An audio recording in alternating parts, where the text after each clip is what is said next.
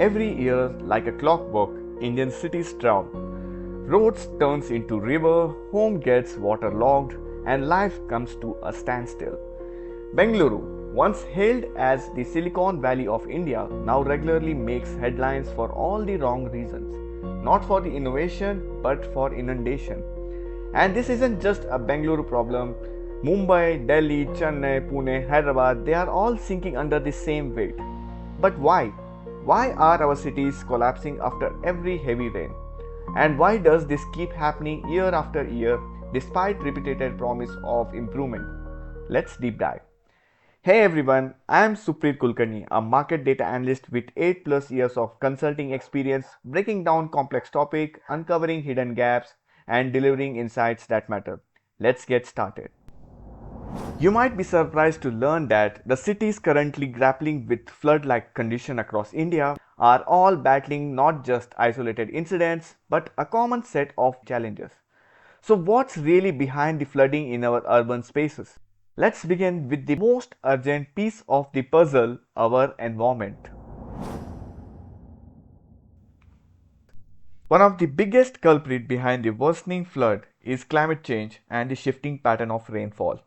In the past, rainfall in Bangalore and much of India used to be well distributed across monsoon months, giving the city drainage system time to absorb and manage the flow. But the current data shows that city now receives intense short duration downpours instead of steady and moderate rainfall. In May 2025, cities like Bengaluru, Mumbai, Pune, and Delhi were battered by record breaking pre monsoon rains, the highest May rainfall these cities have seen in decades. This isn't just a passing weather event, it was a historic climate anomaly, signaling how rapidly and unpredictably our weather patterns are shifting. It doesn't end here. It's not just about how much rain falls, it's about how our city's infrastructure isn't keeping up. Let's dig into the real reasons behind this annual urban disaster. Urban development is necessary, but uncontrolled, uncoordinated construction is turning our cities into ticking flood bombs. From road widenings to flyovers to metro rail projects, the pace of construction is relentless. While urban development is essential, it's also generating massive amounts of construction and demolition debris. For instance, take Bangalore. According to IISE, 40% of the city's open drains are blocked, not by nature, by construction material. Metro work zones, roadside digging, and illegal dumping have turned city drainage into an obstacle course. And this problem isn't isolated. In Mumbai, the ongoing construction of the Aqua Line metro has resulted in huge piles of debris clogging vital stormwater drains, especially near low-lying areas. This is the dark side of urban progress, where the development without planning is leading to devastation without warning. So the question we must ask is the cost of building smart cities is floods. Across India, urban floods are no longer just about heavy rains. They are about how we have blocked nature's way of handling it. Encroachment on stormwater drains, lakes, and natural water channels has become one of the biggest self-inflicted disasters in our cities. Take Bengaluru, once proudly known as the city of lakes with over 800 interconnected lakes that naturally absorbed and redirected excess rainfall, today less than 200 survive. Many of these are either filled with garbage or buried under the concrete due to unchecked construction. A BBMP survey in June 2024 identified over 1100 encroachments on stormwater drains. Yet, enforcement remains toothless. Even more alarming, demolition drives have been stalled since November 2024 and are now only triggered by fresh crises. Clear indication of a reactive policy that waits for a disaster to strike before lifting a finger. The story repeats in Chennai. The Virugam Canal, which once spanned 19 meters, has now been choked to barely 5 meters in some areas, squeezed by illegal structures and encroachments. The very channels meant to protect the city from floods have been hijacked by urban greed. In Delhi, the situation is no different. The Delhi Jal Board estimates that over 1600 unauthorized colonies have come up right on the top of the city's drainage channels, blocking the essential water pathway.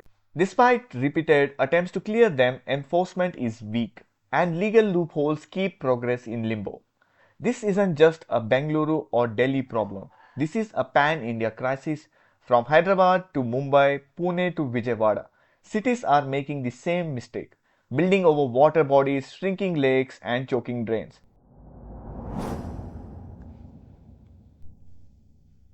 If we want our cities to survive the next monsoon, we need more than just a quick fixes. Let's explore some real solutions. After every flood, the response is predictable. Water pumps are deployed, a few roads are raised, a broken drain is patched up. But these are not solutions. They are firefighting tactics, not flood prevention strategies. Instead of tackling the root causes, our cities settle for quick, temporary fixes, band-aids that wash away with the next heavy rain. Flood resilient cities aren't built on grand infrastructure slogans or even flashy projects. They are built on the basics, done right and done together. Drainage, sewage, and road works cannot function in isolation. They must be integrated. Every new road, metro line, or flyover must account for how water will flow and where it will go. We urgently need fully mapped digitalized drainage networks, not just old forgotten blueprints collecting dust in a file room. These systems must be GPS tagged, regularly inspected, cleaned, and updated to match the pace of urban growth. Most importantly, violation must have consequences. Illegal dumping, blocked drains, unauthorized construction over water bodies, these cannot be met with mere warning or token fines. There must be a strict, visible, and timely enforcement. Because in today's urban India, what collapses first during a flood isn't the concrete, it's the enforcement. Until we fix that, the floods will keep coming, and we will keep pretending to be surprised. Urban flooding isn't just about broken drains, it's also about the broken systems. Tenders are awarded behind closed doors, substandard work is passed without checks, and illegal construction are regularized with the right bribe. To fix this, cities need transparent contracting process where project bids, budgets, and deadlines are open to public scrutiny. Citizen Oversight Committee and independent audit must monitor whether the work matches the plan, not just on paper but on the ground. Because when corruption clogs the system, no amount of cement can stop the flood. Imagine this, your city just got a brand new road, smooth tar, clear marking, bright lights. Then comes the first heavy rain and it's underwater. Why? Because no one checked if the storm water drains still align with the road level. A flawless road, but nowhere for the water to go. Floods won't stop until roads, drains, and sewage systems work together. Right now, roads are built without fixing drains, and sewage lines are laid after roads are done, only to rip them open again. This siloed approach is a recipe for failure. What we need is integrated infrastructure planning, where every new road also accounts for drain depth, sewage flow, and flood risk. Only when these three systems are designed as one, our cities will survive the storm. Let's stop pretending urban floods are just about the rain. This is not a weather problem, this is a system failure. One born of a poor planning, ignored warning, and broken promises. But here is the truth, it doesn't have to be this way. With the right mix of long-term vision, coordination, accountability, and citizen pressure, we can reclaim our cities from this annual chaos. A truly smart city isn't the one with the tallest towers or the fastest metro. It's the one where a family doesn't have to wade through waist deep water every monsoon. We deserve cities that work, not just when it is sunny, but especially when it rains.